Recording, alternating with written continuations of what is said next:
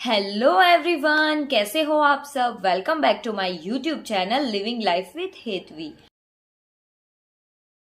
तो दोस्तों, आप सब जानते हो कि इंडिया को लैंड्स ऑफ फेस्टिवल कहा जाता है। यहाँ हर साल अलग अलग धर्म, ट्रेडिशंस और कल्चर के त्योहारों को सेलिब्रेट किया जाता है। दिवाली हो, होली हो या रक्षाबंधन हो, हम सब इन फेस्टिवल्स को एक साथ मिलकर सेलिब्रेट करते हैं। लेकिन क्या आप लोग जानते हो कि इन पॉपुलर फेस्टिवल्स के पीछे बहुत ज्यादा इंटरेस्टिंग फैक्ट्स छुपे हुए हैं जिनके बारे में ज्यादा लोग नहीं जानते। तो आज के इस वीडियो में मैं बात करने वाली हूँ इंडिया के कुछ फेमस फेस्टिवल्स और उनके अननोन और सरप्राइजिंग फैक्ट्स के बारे में। तो अगर आपको फेस्टिवल्स पसंद है और आप उनके पीछे की हिस्ट्री जानना चाहते हो तो आज का ये वीडियो जरूर देखना। तो चलिए बिना किसी देरी के आज का ये वीडियो शुरू करते हैं। तो चलिए सबसे पहले बात करते हैं दिवाली के त्योहार के बारे में। दिवाली को फेस्टिवल ऑफ लाइट्स भी कहा जाता है और ये इंडिया के सबसे बड़े त्योहारों में से एक है। ज्यादातर लोग जानते हैं कि दिवाली इसीलिए मनाई जाती है क्योंकि भगवान राम 14 साल का वनवास खत्म करके अयोध्या वापस आए थे। लेकिन इंटरेस्टिंग बात यह है कि इंडिया के अलग अलग स्टेट्स में दिवाली को अलग अलग तरीके से मनाया जाता है और दिवाली का मीनिंग और ट्रेडिशन थोड़ा डिफरेंट होता है। फॉर एग्जाम्पल, नॉर्थ इंडिया में दिवाली को राम जी के अयोध्या वापस आने की खुशी में मनाया जाता है, लेकिन साउथ इंडिया में कई जगह पर इसे नरकासुर नाम के राक्षस पर भगवान श्री कृष्ण की विक्ट्री के रूप में सेलिब्रेट किया जाता है। जब नरकासुर ने 16,000 स्त्रियों का अपहरण किया था, तब कृष्ण भगवान ने उस सभी स्त्रियों को उस राक्षस से बचाया था। तो कई जगहों पर उसके रूप में भी दिवाली को सेलिब्रेट किया जाता है। गुजरात और कुछ बिजनेस कम्युनिटीज में दिवाली न्यू फाइनेंशियल ईयर की बिगनिंग मानी जाती है।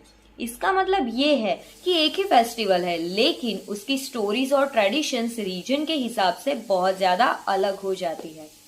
तो चलिए अब बढ़ते हैं हमारे अगले त्योहार की तरफ।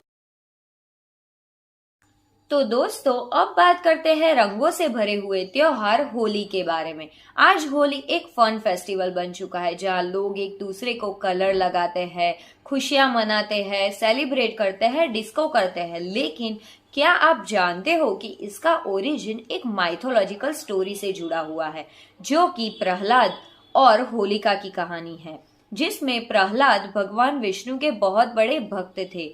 लेकिन उनके पिता हिरण्यकश्यप को विष्णु की भक्ति बिल्कुल भी पसंद नहीं थी, इसलिए वो प्रहलाद को हर बार मना करते हैं कि तुम भगवान विष्णु की भक्ति छोड़ दो। लेकिन प्रहलाद ये मानते नहीं थे।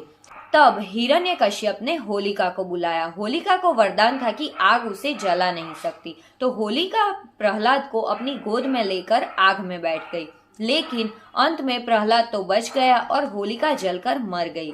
इसलिए होली से एक दिन पहले होलिका दहन की ट्रेडिशन है, जो सिंबल है गुड ओवर एविल का, जहां पर सच्चाई की जीत होती है और बुराई का विनाश होता है।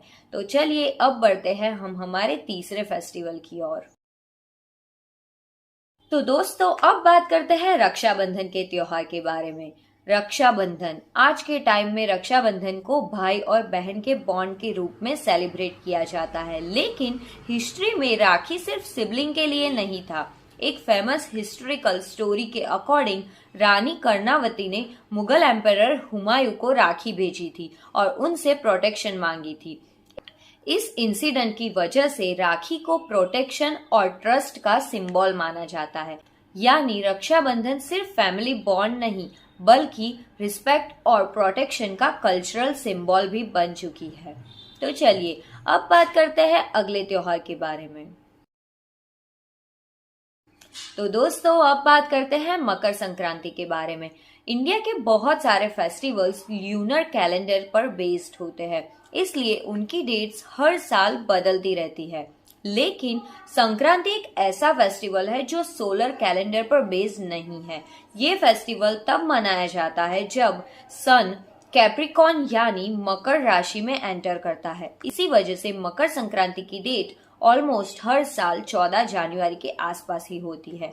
इंडिया के डिफरेंट स्टेट में इसे अलग नाम से सेलिब्रेट किया जाता है। जैसे गुजराती में काइट फेस्टिवल पतंगोत्सव, तमिलनाडु में पोंगल, पंजाबी में लोहरी।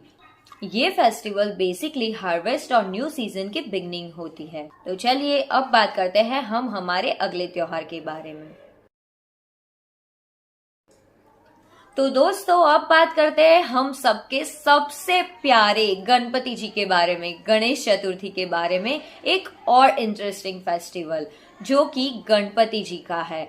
आज गणेश चतुर्थी बहुत ग्रैंड लेवल पर सेलिब्रेट होती है, स्पेशली महाराष्ट्र में। लेकिन क्या आप लोग जानते हैं कि इस फेस्टिवल को पब्लिक सेलिब्रेशन के रूप में पॉपुलर बनाने का क्रेडिट फ्रीडम फाइटर बाल गंगाधर तिलक को दिया जाता है।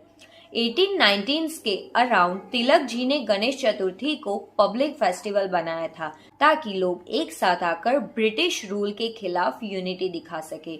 इस तरह एक रिलीजन फेस्टिवल सोसाइटी और पॉलिटिकल यूनिटी का सिंबल भी बन जाता है।